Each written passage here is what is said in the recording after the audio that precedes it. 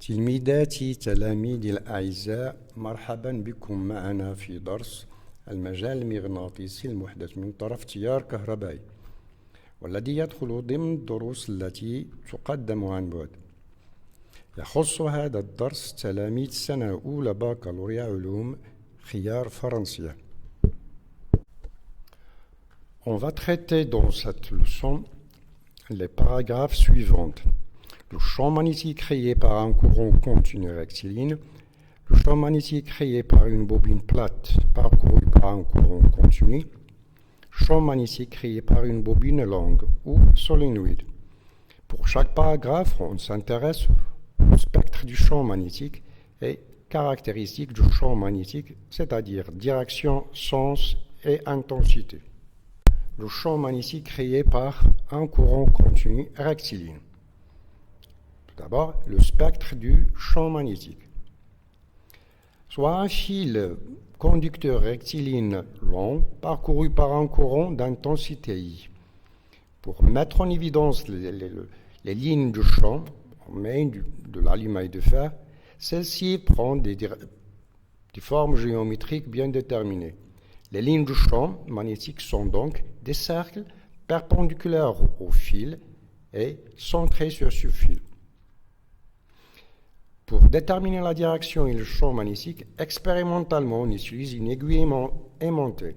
La direction et le sens du SN de l'aiguille donnent la direction et le sens du champ magnétique, comme on a vu la leçon précédente.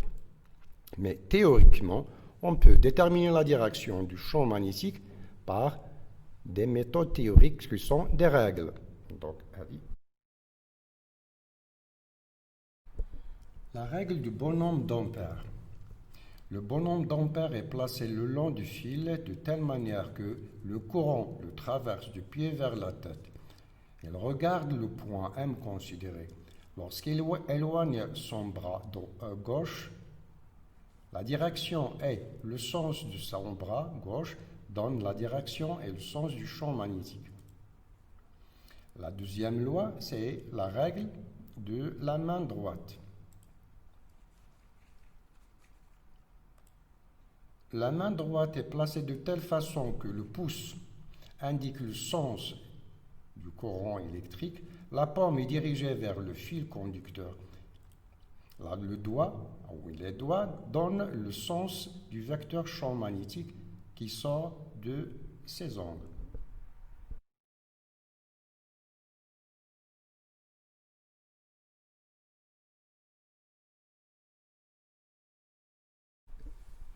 L'intensité du champ magnétique.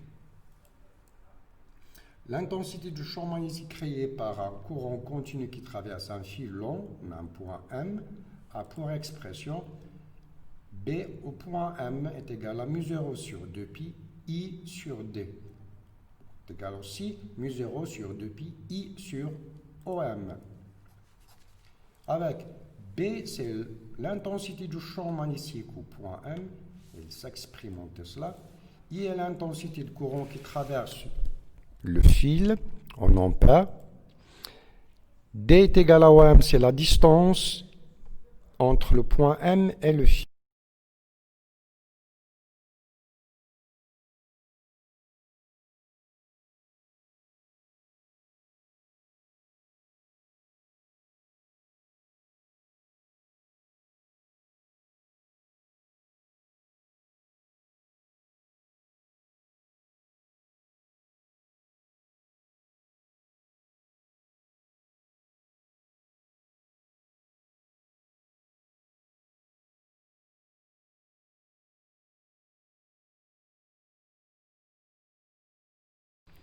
Il faut que OM soit perpendiculaire au fil.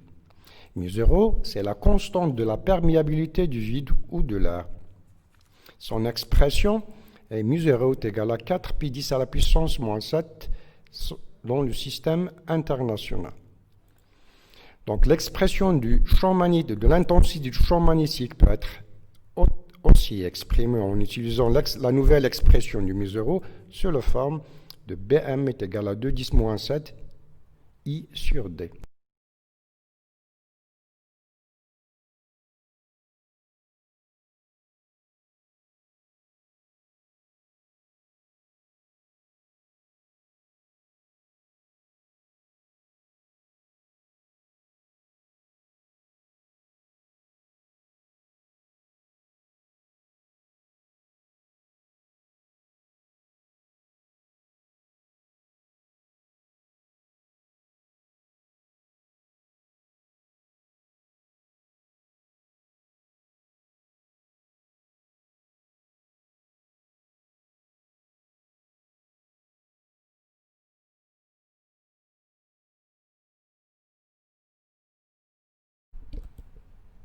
Prenons un exercice d'application, ceci.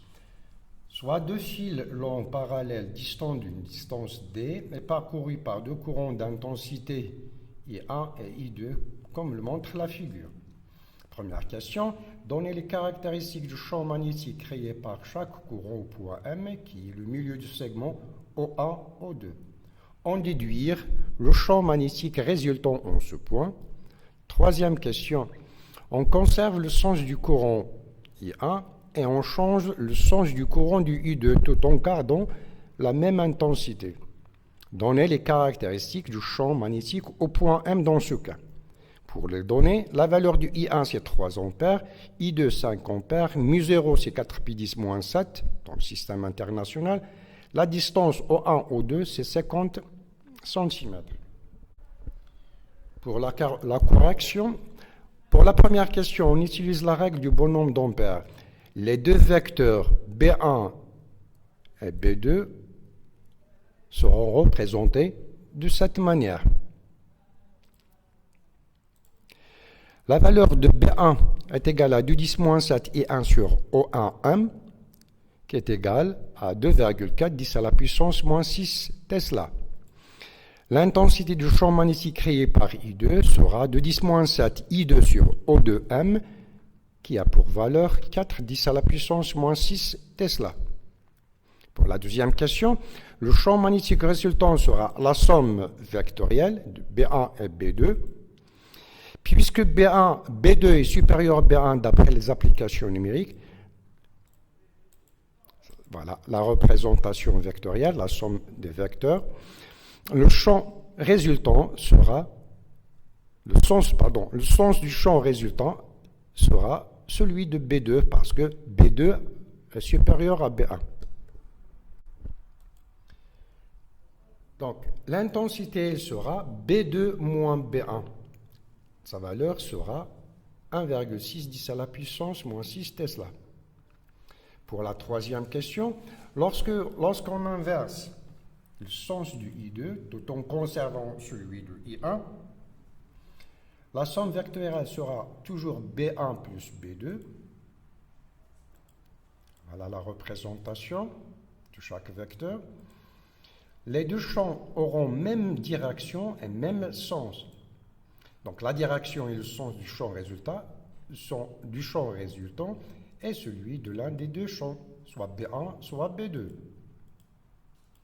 La somme vectorielle, son intensité sera B est égal à B1 plus B2. La valeur sera 6,4 10 à la puissance moins 6. On passe maintenant au paragraphe champ magnétique créé par une bobine plate parcourue par un courant continu.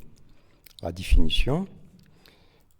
Une bobine est formée par un enroulement de fil conducteur sur un cylindre de rayon R.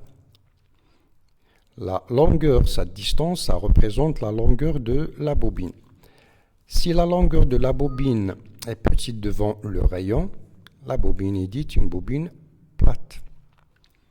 Le spectre du champ magnétique. La forme des lignes du champ magnétique au centre de la bobine sont des droites parallèles et perpendiculaires au plan de la bobine. Caractéristiques du champ magnétique créé par un courant au centre d'une bobine plate. La première règle, c'est la règle de bonhomme d'Ampère. Le bonhomme d'Ampère est placé sur le circuit, sur la bobine, de telle façon que le courant lui traverse du pied aux têtes. Il regarde au point haut, puis il tend sa main gauche.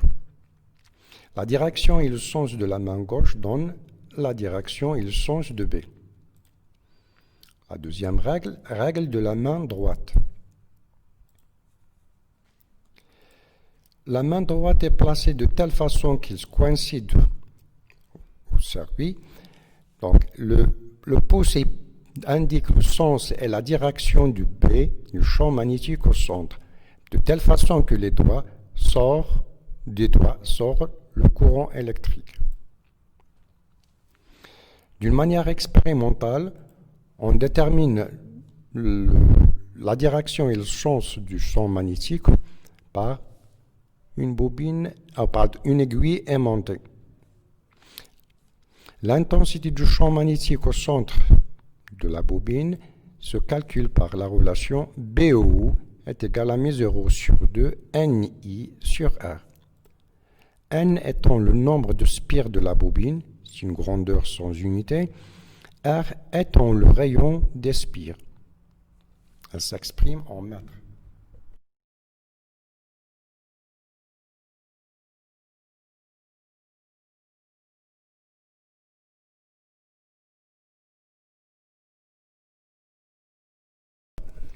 Le champ magnétique créé par une bobine longue.